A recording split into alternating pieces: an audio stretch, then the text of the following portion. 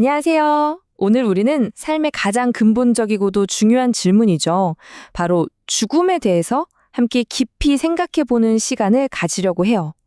죽음을 바라보는 아주 다른 두 가지 시선, 그러니까 죽음이 그저 기계가 고장나는 것과 같다고 보는 입장과 어떤 신성한 심판의 과정이라고 보는 입장을 함께 살펴보겠습니다. 죽음을 어떤 신성한 과정으로 보는 관점은 바로 이 성경 구절에서 시작된다고 볼 수 있죠.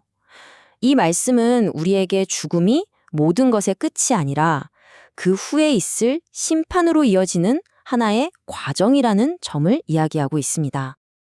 자, 우리는 이 깊은 주제를 네 단계로 나눠서 차근차근 따라가 볼 거예요.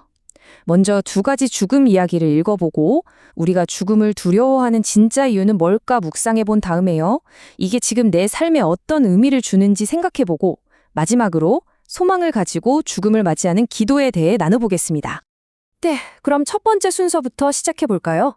이 논의의 가장 중심에 있는 서로 완전히 다른 두 가지 관점을 먼저 자세히 들여다보겠습니다.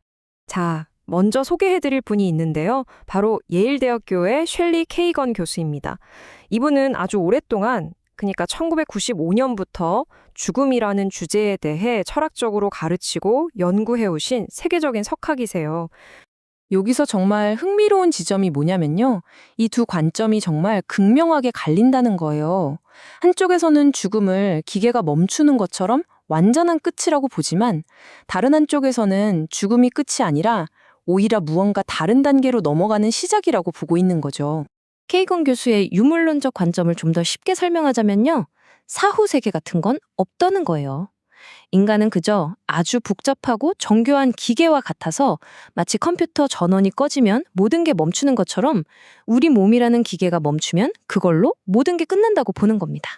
그런데 여기서 아주 중요한 질문이 하나 생깁니다. 만약에 우리가 정말 그냥 기계라면 왜 죽음을 이렇게까지 무서워하고 두려워하는 걸까요?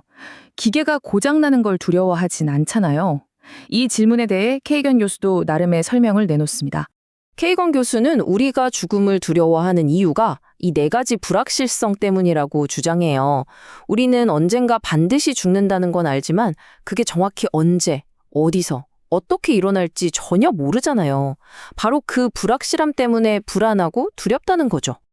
자, 그럼 이제 두 번째 단계로 넘어가서 이 죽음에 대한 두려움의 진짜 이유가 뭘지 조금 더 깊이 묵상해 보는 시간을 갖겠습니다. 여기서 자료는 이런 반론을 제기합니다. 한번 생각해 보세요. 기계가 단순히 불확실하다는 이유만으로 두려움을 느낄 수 있을까요?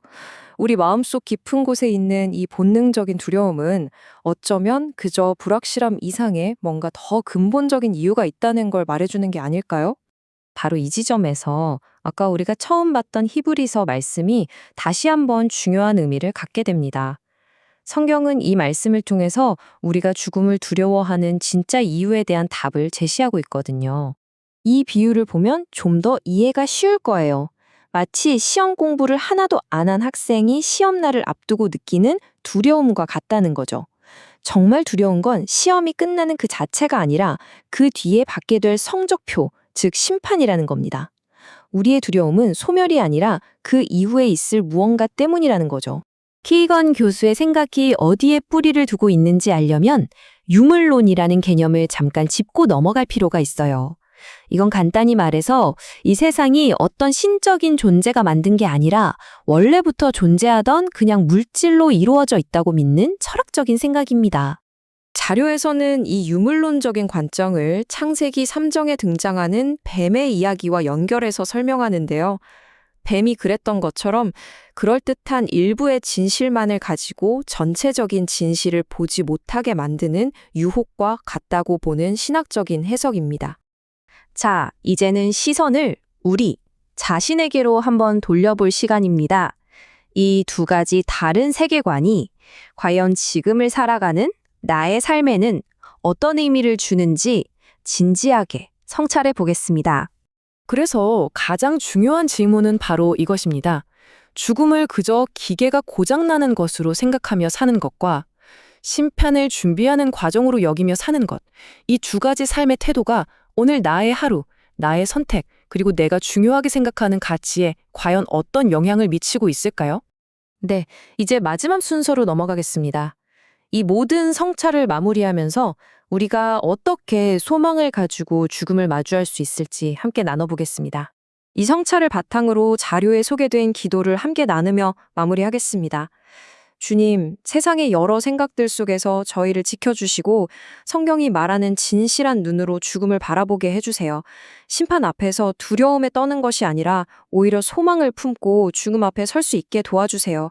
예수님의 이름으로 기도합니다. 아멘. 우리 인생에서 죽음만큼 확실한 건 없다고들 하죠.